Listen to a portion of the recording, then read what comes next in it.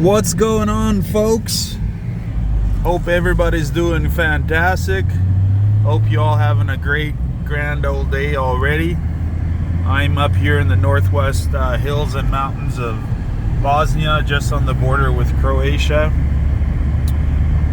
So I'm just having a good old grand time trying to figure out how we're going to solve all these issues that are facing all of us that are in trucking and logistics in the great continent of North America.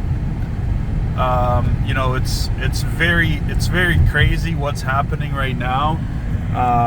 Is the produce season going to fix something? Is this going to take some capacity away and be able to maybe, elevate the prices a bit? Maybe, but we're going to have to see a drastic change in prices. 20 cents up, 20 cents down is not really going to be a lifesaver for many trucking companies, many owner-operators out there. I do get a lot of questions asking, how can a small company, how can a owner-operator get some business? So unfortunately, when you're such a small company, it is a disfavor for you when you have a 1-truck, 2-truck operation. However, even the most major companies ever that have ever existed have started with one or 2 trucks, right? So they all started very small and grew their way up, right? So it's not impossible. It's not something that we could say is absolutely ridiculously insane to do.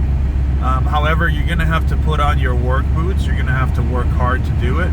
And my advice to you, it is common sense advice, but my advice is start local. So the way we grew our trucking company, when we were in our infant stages in 2011, 2012. So I'm out of Windsor, Ontario in Canada. So what I did was I went from any place that had a shipping dock. So shipping dock, anything that had a door related to shipping.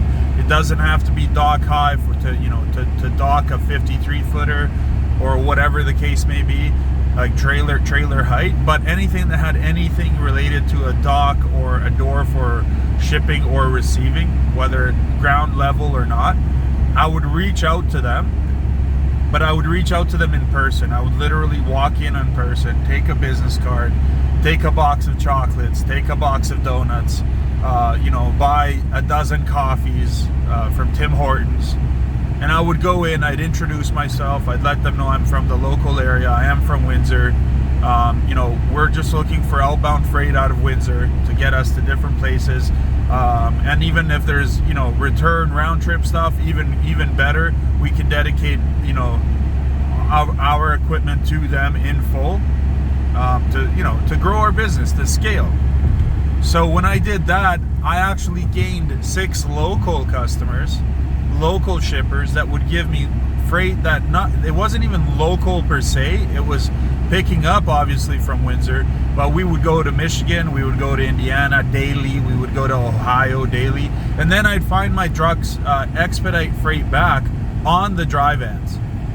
So I would find them expedite freight back from the places I went. I would not focus on backhauls. I think backhauls are bullshit. To me personally, there's a rate going in and there's a rate going out, and there's expenses going in and there's expenses going out. So from that perspective, I use that as my starting point, knowing that there's no such thing as a fucking backhaul. I'm not going to take freight for 70 cents a mile. I'm not going to take cents for $1 a mile. I want to have an average that's going to keep me in business. So that's how I grew. That was my initial steps to grow.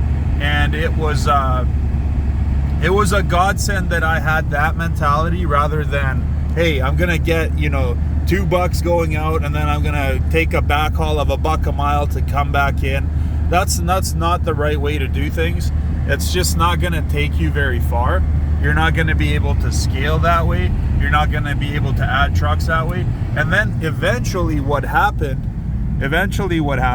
was I actually was able to get some contracted freight that was dedicated on a dedicated basis from these shippers, and I managed to do round trips even out to Michigan. So 2-part to Michigan and 3 different loads round trips as well for my other 3 trucks down to Ohio and back, of course, round trip. And so when that was happening, I managed to actually grow my business, grow it to a point where I was very comfortable until COVID ruined us because, again, we were too small. However, up to COVID, it was absolutely amazing. It was absolutely amazing. We managed to keep our trucks busy. Our drivers were super happy. We were given absolutely amazing rates going to Michigan and coming back. I mean, a total of like 300 total miles. So 150 there, 150 back. 300 miles. We were running those lanes for like $1,300, and they were extremely satisfied with our service. They were extremely satisfied with our customer service, and they were extremely happy with our professional drivers. And the drivers were super happy because I had drivers that wanted to be home every night. I had drivers that were very picky in terms of where they wanted to go. So Michigan and Ohio were just a godsend for them as well. So that's what I mean. There is a way to get around it. There is a way to grow your business. You don't have to go down the route of doing backhauls. And I know right now it's a crazy environment, but those are ways small trucking companies, owner-operators can slowly but surely scale their business to a size that seems fit for them, right? And you might run into a shipper that can promise you a contract, get you signed up on a contract that can get you some of that contracted freight, and you can actually then add trucks, go out and finance some equipment, even used or new, whatever. Again, what depends on your preference in terms of what you're able to do.